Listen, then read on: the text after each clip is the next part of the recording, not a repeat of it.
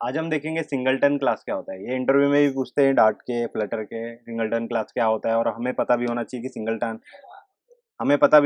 Singleton class का use क्या होता है। ओके, तो यहाँ पे क्या लिखा है, class has only one instance also provide a global point to access to it. Okay, तो इसका मतलब क्या है कि जो सिंगलटन क्लास होता है उसका एक ही इंस्टेंस बना सकते हैं हम लोग, दूसरा इंस्टेंस नहीं बन सकता है। ओके, और इसका फायदा ये है ना, अगर एक इंस्टेंस बन गया तो दूसरा इंस्टेंस नहीं बनेगा, तो जैसे मेमोरी अपना बच जाएगा। ओके, दूसरा इंस्टेंस नहीं बनेगा तो। और इसका ग्लोबल पॉइंट टू एक्सेस ये सबसे मेन है कि हम लोग पूरे प्रोजेक्ट में कहीं पर भी ये इसका इंस्टेंस यूज कर सकते हैं। जैसे आपको मैं प्रोजेक्ट में दिखाता हूँ कि कैसे मैंने यूज किया प्रोजेक्ट में। तो देखो, यहाँ पर एक सिंगलटन क्लास है जो मैं आपको अभी बताऊंगा कि किस तरह से इसको डिक्लेयर करते हैं। तो ये क्लास है मान लो, तो इसमें ये सारे मेरे फील्ड है। तो मान लो अगर ईमेल में और नेम में मैंने कुछ यहाँ पर एक पेज में असाइन कर दिया वैल्यू, तो उस वैल्यू को, नेम को, अगर आप कोई भी 10वें पेज पे या 100वें पेज पे जाके आप उसको एक्सेस करोगे, प्रिंट करोगे, तो यहाँ पर नेम प्रिंट हो जाएगा मेरा विवेक। ओके, तो इसका ग्लोबली एक्सेस रहता है पूरे प्रोजेक्ट में, कहीं पर भी आप इसको यूज कर सकते हो। और इसका इंस्टेंस एक ही बनेगा, दोबारा इंस्टेंस आप नहीं बना सकते। ओके, तो इसको मैं करके बताता हूँ कि क्या मैं बोल रहा हूँ। ओके, तो इसका यही फायदा है कि आप कहीं पर भी यूज कर सकते हो इसको, और इसका एक ही इंस्टेंस बनता है। तो पहले मैं आपको बता देता हूँ कि नॉर्मल क्लास बना के दिखा देता हूँ मैं। नॉर्मल क्लास बना के दिखाता हूँ पहले कि नॉर्मल क्लास क्या है। नॉर्मल क्लास ये है मेरा। ओके, तो इसका मैं क्लास का ऑब्जेक्ट बनाता हूँ। एक ऑब्जेक्ट किस तरह से बनाते हैं, इसी तरह से बनाते हैं। ओके, ये क्लास बना दिया मैंने, मतलब ये ऑब्जेक्ट बना दिया क्लास ए का। तो एक और ऑब्जेक्ट बनाता हूँ मैं जो बी नाम दे देता हूँ। ओके, और यही क्लास का ऑब्जेक्ट बनाता हूँ। तो अब क्या होगा, अब मैं अगर कंपेयर करके देखूँ तो ये ए ऑब्जेक्ट है क्लास ए का, और बी क्या है, ऑब्जेक्ट है क्लास बी का। तो ये अलग मेमोरी एक लेगा ऑब्जेक्ट ए, और एक बी अलग मेमोरी लेगा। ओके, और दोनों इक्वल नहीं रहेंगे, अलग अलग जगह पे मेमोरी दोनों ने लिया है। ओके, तो प्रिंट करके दिखा देता हूँ मैं आपको कि ए इक्वल टू बी है क्या। अगर है कि भाई इक्वल है। ओके, ट्रू ट्रू प्रिंट करा देते हैं हम लोग। ओके, तो बस और कुछ नहीं करते। और कुछ प्रिंट होगा क्या, यहाँ पे नहीं हुआ प्रिंट, एल्स में आ जाते हैं। अभी एल्स भी देख लेते हैं कि भाई इसमें तो गया ही नहीं। तो यहाँ पे प्रिंट फॉल्स करा देता हूँ मैं, फॉल्स प्रिंट करा दिया। ओके, अब रन करके देखते हैं। तो यहाँ पर फॉल्स आया। फॉल्स क्यों आया, क्योंकि ए इक्वल टू बी नहीं है यहाँ पर। ओके, तो अभी ये तो नॉर्मल क्लास हो गया कि आप कितना भी ऑब्जेक्ट बनाओगे, इसका कितना भी इंस्टेंस क्रिएट करोगे, तो अलग अलग मेमोरी लेगा वो, और सब इंस्टेंस अलग होंगे। ओके, तो जिससे मेमोरी भी बढ़ता है। ओके, और इसको आप सारे जगह पे यूज़ नहीं कर सकते, हर पेज पे यूज़ नहीं कर सकते, ग्लोबली एक्सेस नहीं होगा इसका, क्योंकि ये नॉर्मल क्लास है। अभी इसको हम लोग सिंगलटन क्लास बनाते हैं। तो सिंगलटन क्लास बनाने के लिए इसको मैं अभी के लिए हटा देता हूँ। ओके, इसको हटा देता हूँ और इसको कमेंट कर देता हूँ।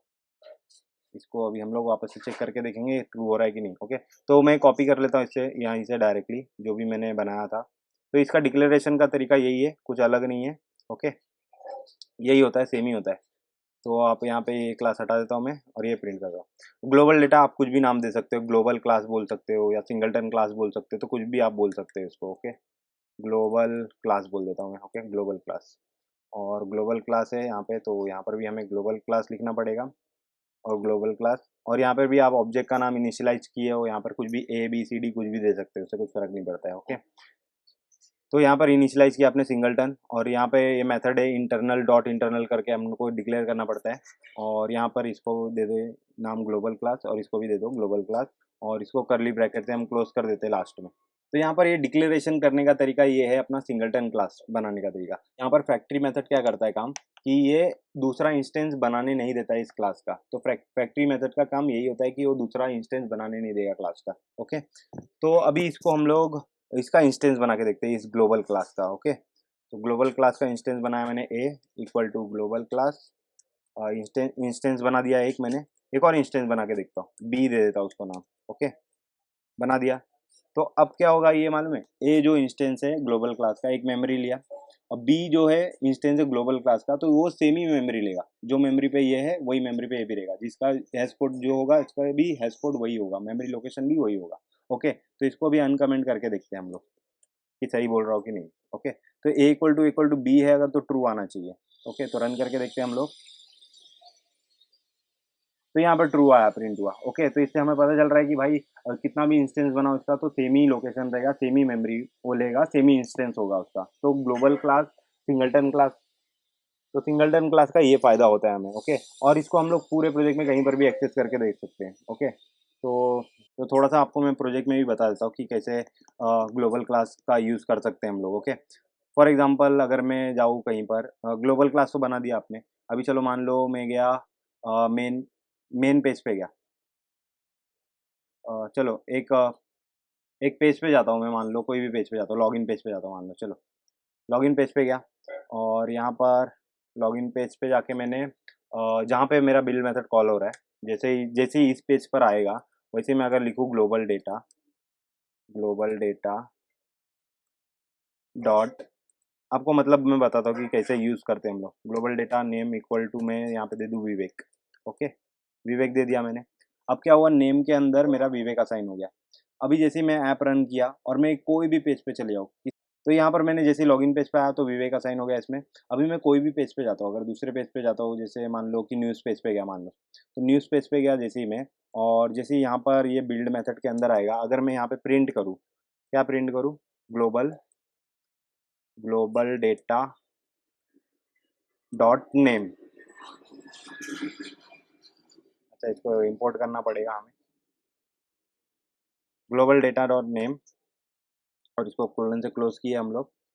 और ये क्या इंपोर्ट करना पड़ेगा, इसको इंपोर्ट कर देते हैं हम लोग।